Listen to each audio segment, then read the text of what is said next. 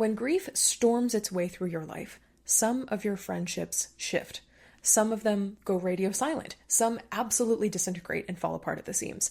It is a devastating byproduct of loss. It is a loss on top of loss. And at a time where you are already mourning so much, it is so painful and so distressing to grieve the friends and family and neighbors and coworkers that you thought would be there to support you.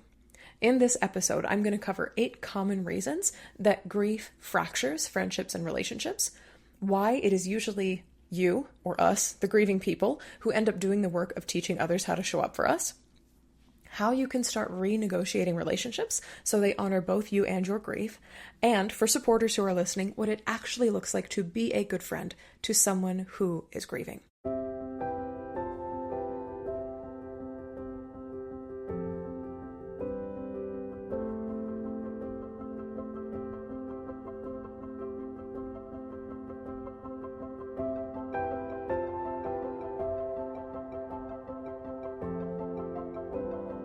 Hi there, grief growers. I am so delighted to be here with you as always. If you've been growing alongside me in my work for a while, welcome back. And if you are new to me and my work, hello. My name is Shelby Forsythia. I am a grief coach, a 3-time author, and the founder of Life After Loss Academy, an online course and community that has helped dozens of grieving people stop feeling lost, stuck, broken, and alone, and start building lives that they genuinely love from the lives that loss forced them to live. This includes not only death-related losses, but also non-death losses like divorce and breakup, major diagnosis, and every other loss and life transition that changes the course of your life.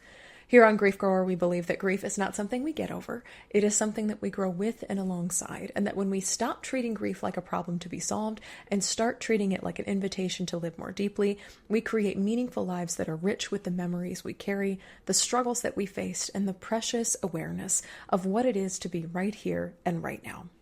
You are joining me on this episode. It is number 11 and what I am referring to as the Supporting Someone series. This is a series for supporting someone that you care about through major loss. There have been 10 episodes prior to this, and they are all inspired by my new book, Of Course I'm Here Right Now, 3 actually helpful things to say to someone grieving. Through every Supporting Someone episode, through every episode of this series, you will learn something about being there for somebody you care about who is grieving, whether you are a friend, a family member, a coworker, a neighbor, or a professional who supports grieving people as a part of your job. And today on the show, I want to talk about the absolute soapbox statement that I believe that every griever knows to be true, and that is that grief changes your relationships. I'm going to be taking you through 8 reasons why friendships and relationships often fall apart after loss. The language that I'm going to be using in this episode is more geared towards grievers. So here's the 8 reasons your friendships might be falling apart. But if you are a supporter, you will find this episode helpful as well. You may be able to pinpoint here's why I may be hesitant about supporting my grieving friend. Or here's why I might feel a little bit awkward or strained when it comes to supporting a grieving family member. So I encourage you to stick around and see if you see yourself in this episode. If you are a griever or a supporter, oftentimes we are grievers and supporters at the same time, I guarantee you will identify or notice some of yourself somewhere in this episode. What I want to begin with is that if your friendships feel different after a loss, whether that is more distant, more strained, more surface level, more quiet than they used to be, you are not imagining it and you are not alone. Something that I know in the depths of my soul to be true that I just mentioned is that grief inevitably changes you. But if you are grieving a devastating loss, you probably already knew that. The part that society does not talk about enough is that grief also inevitably changes your relationships with everyone else around you. Said another way, and I've said this before on Grief Grower, grief never happens in a vacuum. Your loss doesn't just live inside you and your heart and your experience of your grief. It ripples out. It impacts every relationship in your orbit, whether your loss was a death, a divorce, or a breakup, a diagnosis, or the death of a dream. When grief storms its way through your life, some of your friendships shift. Some of them go radio silent. Some absolutely disintegrate and fall apart at the seams. It is a devastating byproduct of loss. It is a loss on top of loss. We talked about secondary losses on another episode of Grief Grower. The loss of friendships and relationships, or the changing of friendships and relationships after a devastating loss, is a secondary loss, maybe the number one secondary loss that grievers grieve on top of or in addition to what I would call the primary loss, or the big one, the one that society names. And at a time where you are already mourning so much, it is so painful and so distressing to grieve the friends and family and neighbors and coworkers that you thought would be there to support you. In this episode, I'm going to cover 8 common reasons that grief fractures friendships and relationships, why it is usually you or us, the grieving people, who end up doing the work of teaching others how to show up for us, how you can start renegotiating relationships so they honor both you and your grief, and for supporters who are listening, what it actually looks like to be a good friend to someone who is grieving. So let's get into why friendships and relationships fracture after a loss and what we can do about it. The thing I want to say one more time before we get into the 8 reasons is that grief doesn't just change you, it changes your relationships. Again, loss is not limited to the person, the relationship, the thing, the dream that you lost. Loss reorganizes how you see the world, how much you can tolerate, how much energy you have, and what you need from the people around you. And your friends and family are not exempt from this devastating, griefy reorganization of your life. Whether they're grieving the same person as you, so maybe you all lost a family member that you have in common, or whether they have never experienced a loss before, it can feel like the closeness or the ease of your friendship or relationship before loss has been turned upside down. Many grievers describe feeling like grief has moved their game piece like clear across the board from the people they care about. So they're way over here and their friends and family members are way over here. Other grieving people say that they feel like they are standing on one side of a vast chasm and they are screaming for help at the top of their lungs, while their friends and family on the other side strain to hear them. They're trying very hard to be supportive or, sadly, move on and go back to their normal lives without them. One of my students in Life After Loss Academy, which is my online course and grief support community, painted a picture of being untethered or cut loose from everyone who was back on planet Earth while she was sent adrift and floating in the endless void of outer space. This gap, they keep talking about a gap between where grieving people wind up after loss and where their friends and family are located, whether that's emotionally, mentally, or even spiritually.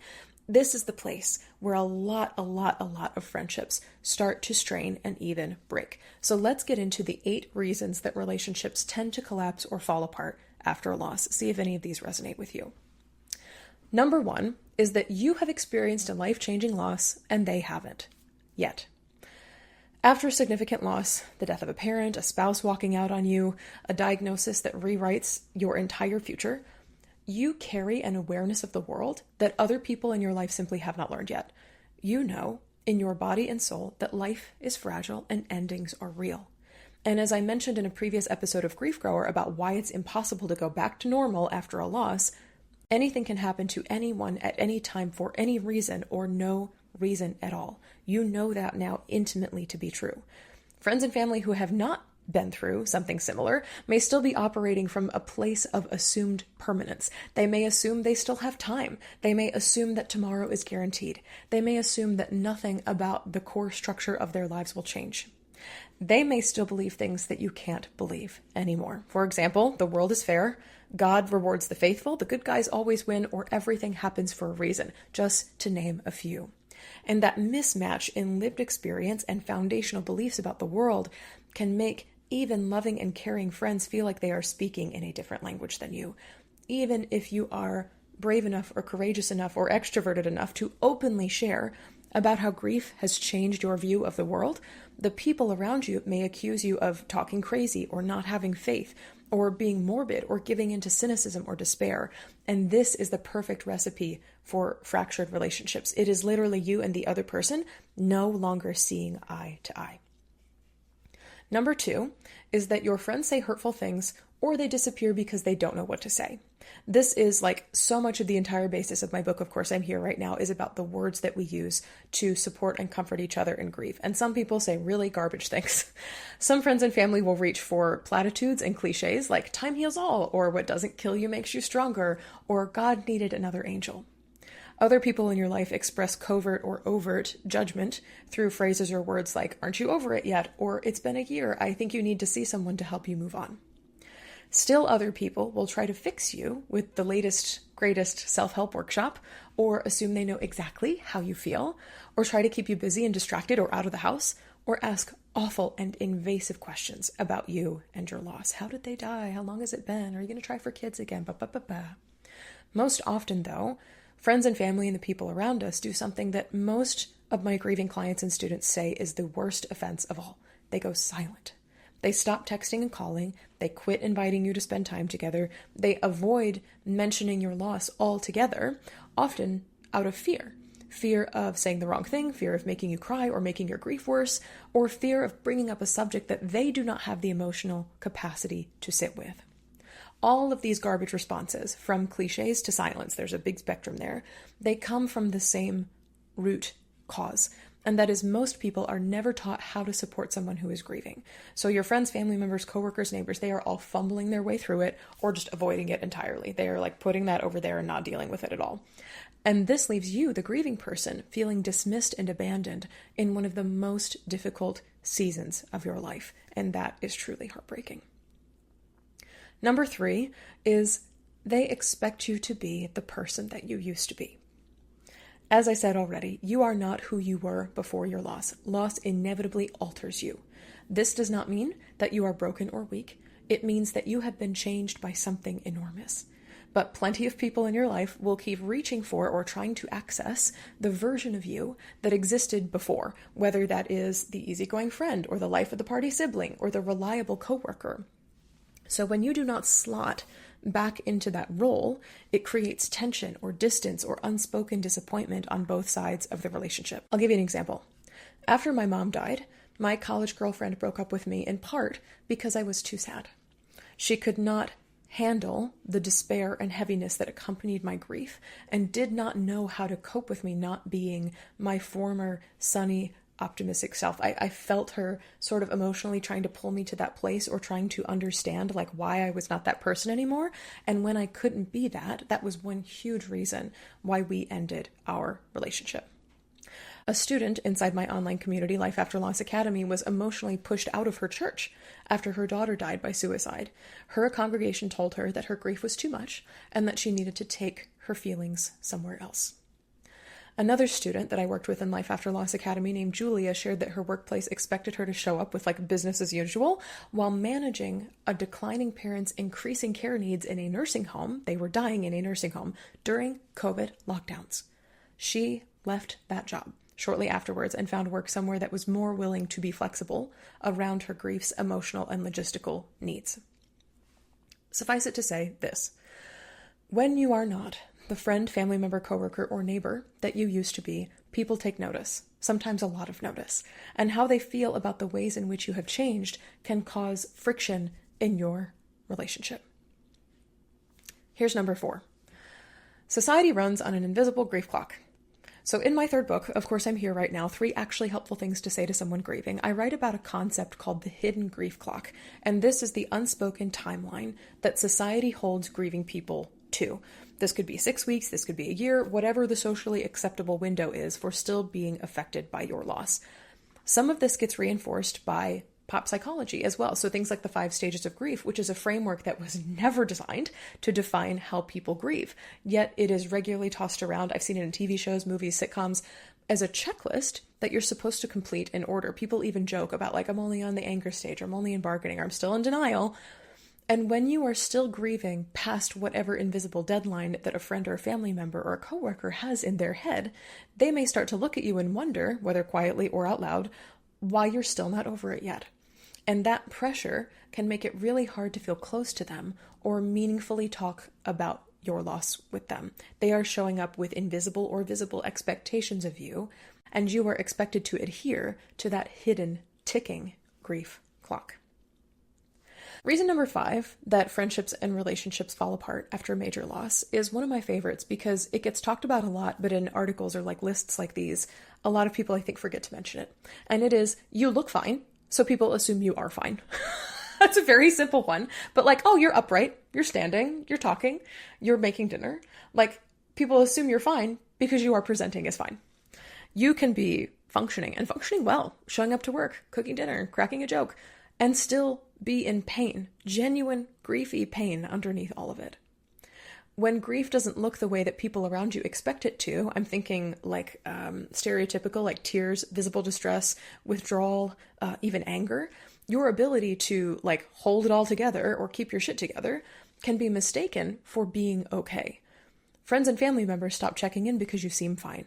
Or your boss and coworkers add more things to your task list because you're seemingly on the outside doing all right.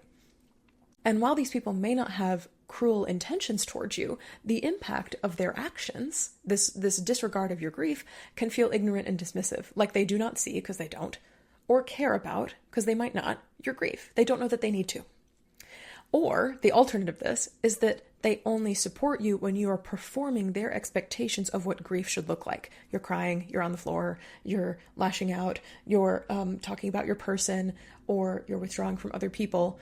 But something that I believe is that you should not have to be breaking down in tears 24/7. You should not have to be visibly grieving to other people. You should not have to be pretending or performing grief to receive care from other people. And yet that is how so much of society treats grief. Number 6 is grief comparison, aka the suffering Olympics, creeps into your relationship. Sometimes the people around you confuse comparison with comfort, and this is what many people call the suffering Olympics. It was originally coined to describe how marginalized groups of people can get into the weeds of comparing the awful things that they faced historically, and it is a phrase, suffering Olympics, that essentially means one-upping somebody else's pain with your own. So here's how it often shows up in life with grief. So say a friend responds to your loss by relating it to their own, saying something like, "I totally get it, my grandma died last year too," or "At least you didn't lose a spouse in the war like my aunt did," or "You think that's bad? I went through a breakup, had to sell my house, and lost both of my dogs all within 1 year." That's all comparison of grief. And while some grieving people, especially people who are neurodivergent, say that they appreciate hearing someone else's grief story in direct response to their own, most grieving people I encounter prefer to have their loss acknowledged first. Even if the other person's story follows it, acknowledge your loss first. Acknowledge my loss first. Even well-meaning comparisons can leave you feeling unseen, like your specific loss got entered into a competition against your will or became a measuring stick against somebody else's story. This can make your relationship or your friendship feel less like a source of support and more, pardon my French, like a pissing contest where nobody really wins. Number 7 reason why relationships often fall apart in the wake of loss is that your capacity for socializing has changed. This is a huge one. Grief is effing exhausting. Small talk that used to be effortless might feel like running a marathon now. Parties, happy hours, concerts, group chats that once brought life to your life might now feel really draining. And even going to crowded restaurants or live sports, things that you used to enjoy, can feel like too much for your grieving body to handle. This is not you suddenly becoming antisocial. It is your nervous system conserving energy for the much bigger and constant task of grieving. But people who do not understand that shift will take your reduced capacity for socializing personally. I remember very strongly a student from Life After Loss Academy who dreaded going to her company's holiday party after her son died. She did not have the energy to work the room for hours and make small talk with her coworkers like she used to. And during one of our weekly coaching sessions, I suggested that she make a new grief honoring rule where she goes to the party, but only for 10 minutes. And she reported a few weeks later that she was able to stay at the party for 15 minutes and felt proud of herself for making the effort, especially during an emotionally difficult season. The holidays are often so hard for people who are grieving. While this was a success for her, I know for sure that there are so many other friends, family, and coworkers of grievers who struggle to cope with or understand their grieving person's new reduced capacity for what my wife calls peopling. And when your ability to be social is reduced, it understandably has an impact on your social life. Last one here, number 8, and this is not going to apply to everybody, but maybe it applies to you. And that is that shared loss does not equal shared grief. This is me talking about people who've experienced the loss of the same person or experiencing the same loss event. So for instance, a parent's death or a corporate layoff or a shared diagnosis in the family. But no two people grieve the same. And oftentimes, two people, even if they have lost the same person or have gone through the same experience, they grieve completely differently. So for instance, a family member might find meaning or silver linings related to the loss faster than you are emotionally able to. You might want to talk about it constantly, while a friend who also went through the same thing never wants to talk about it again. A coworker who also faced the same loss might choose to join a therapeutic walking group that meets and walks together on the weekends, while you would rather listen to a grief podcast alone on your commute.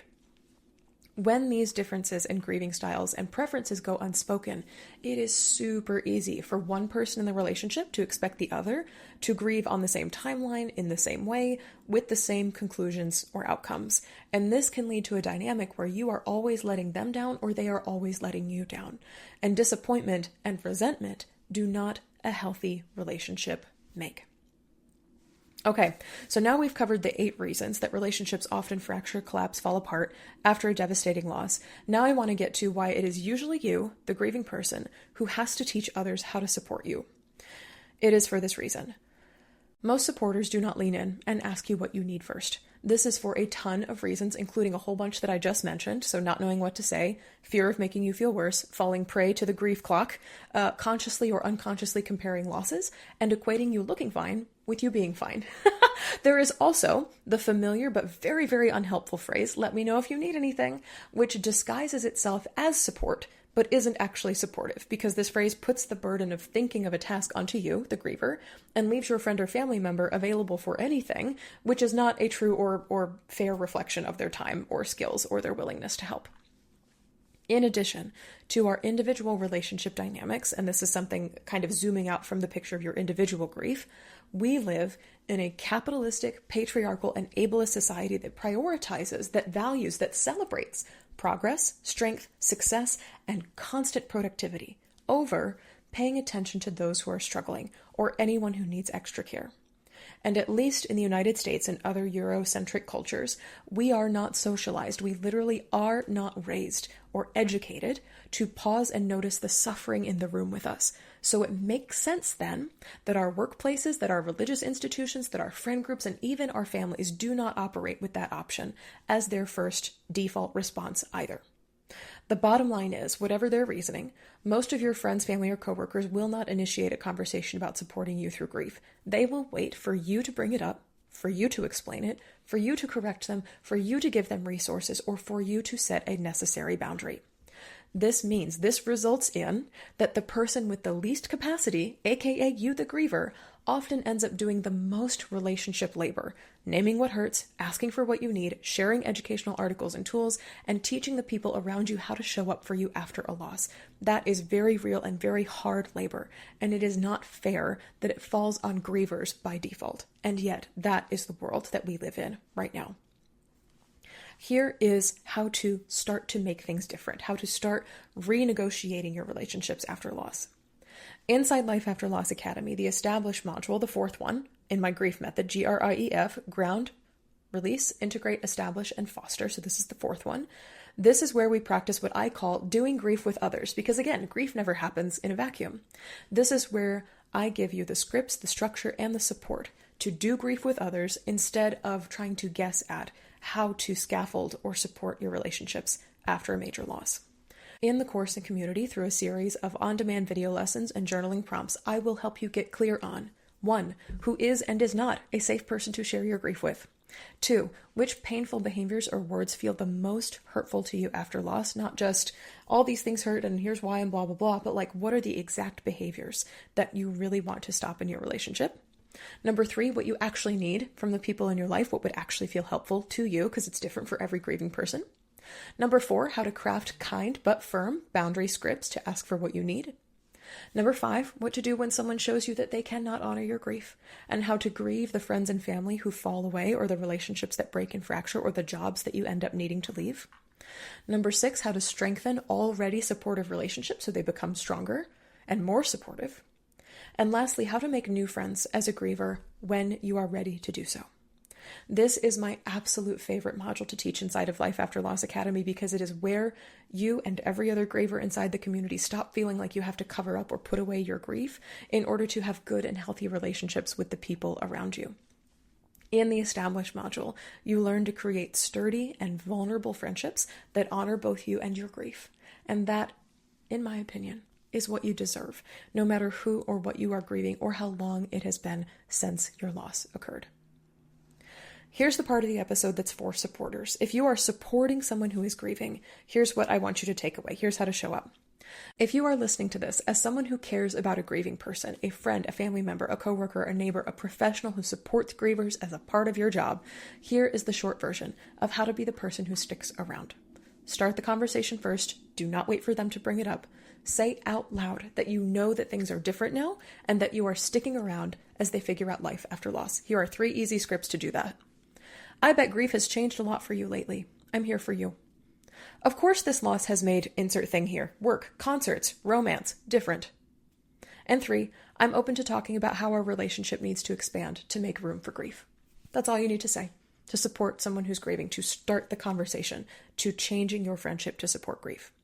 Here are other ways to help that are crowdsourced from grievers inside Life After Loss Academy and across all of my social media platforms, plus a few that are featured in my books. You could say, I don't know what to say, but I'm here, instead of disappearing. You could send a thinking of you text or a photo on major grief days, holidays, whenever the grieving person crosses your mind. You could offer a phone call or one-on-one time if group chats or large get-togethers are hella overwhelming. You could make a menu of your gifts so that your griever can choose the type of help they need from a list of what you are actually able and willing to do. Or you could extend gentle, low-pressure invitations that do not require a yes and that you won't take personally if the answer is no. If you want the exact words to use while supporting somebody who is grieving, again, whether you're a friend, a family member, a coworker, a neighbor, a professional, my book, Of Course I'm Here Right Now, 3 actually helpful things to say to someone grieving is the book for you. It is a short and practical guide that is chock full of scripts for showing up for someone in your life, no matter the kind of loss they're navigating. You can learn more and grab your copy in the show notes for this episode, and you can also access the entire free Supporting Someone series at that link as well. The thing I want you to take away from this episode today, or that I hope you will take away from this episode today, is that the best friendships are the ones that honor both you and your grief. Loss inevitably changes your relationships with every single person in your life. That is not a flaw in you or a sign that you're not strong enough or an indicator that you are getting grief wrong. It is simply what happens when an event, a huge life-changing event like a death, divorce, diagnosis, other major transition, permanently reshapes your life. What I hope that you will remember is that the way that your relationships are today, the way they look right now, is not how they will stay forever. Friendships can be renegotiated. Family dynamics can adjust. Company roles can shift. Needs can be spoken. Boundaries can be set. And especially when you are grieving, the people who are willing to learn and grow alongside you become, over time and with consistent practice, some of the deepest and most meaningful relationships that you have. If you are ready to stop trying to figure out friendships and relationships after a loss on your own and start building relationships and friendships that actually honor your grief, I invite you to join me inside Life After Loss Academy, where inside the Established module, I will walk you through exactly how to do that step by step, and you will get customized coaching from me for your unique losses. We can build scripts together, we can talk about boundaries together, and we can talk about how to grieve the friends, family members, coworkers that maybe don't know how to show up for your grief, in addition to figuring out how would you like, if and when you're ready, to explore making new friends after a devastating loss. If you are not sure if Life After Loss Academy is right for you, you can take my free 1-minute quiz to find out, and you can also find a link to do that in the show notes. Griever or supporter, I am sending you so much care and compassion as you figure out where the hell grief belongs in your friendships. I guarantee you it is already there. Your invitation, your doorway, your mission, your project, however you choose to frame it, is figuring out how to hold and honor it. I'll see you next time.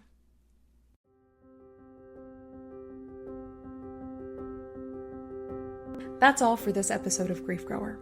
Thank you so very much for joining me today. If you're looking for grief support beyond this show, you can find free workshops, blog articles, and my new book, Of Course I'm Here Right Now, 3 actually helpful things to say to someone grieving, at shelbyforsythia.com/links.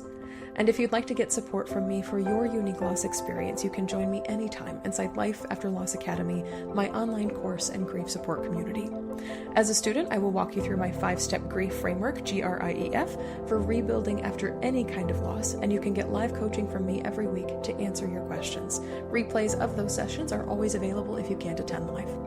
It's just $33 a month to join, or $22 a month if you are a marginalized or financially stressed griever, and you get to pick the price that works best for you.